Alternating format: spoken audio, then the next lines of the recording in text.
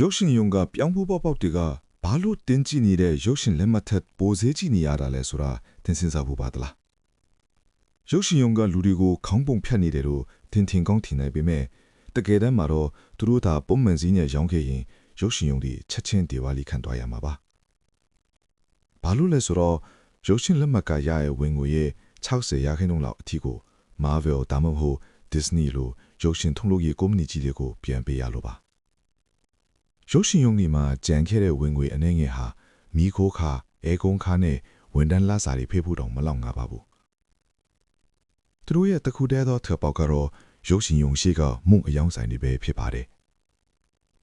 ဘာလို့လဲဆိုတော့ပြောင်းဖူးပေါက်နဲ့အရေးရောင်းရငွေရဲ့100%လုံးကိုရုပ်ရှင်ယုံကပဲရရှိလို့ပါဒါအပြင်ပြောင်းဖူးပေါက်ရဲ့အမြတ်ဟာ1285%လောက်အထိရှိပါတယ်ပြောင်းဖူးစေးရဲ့အရင်ဟာဘတ်20ကနေ30ဝန်းကျင်ပဲရှိပေမဲ့တင်းကိုဘတ်300နဲ့ရောင်းချနေတာပါ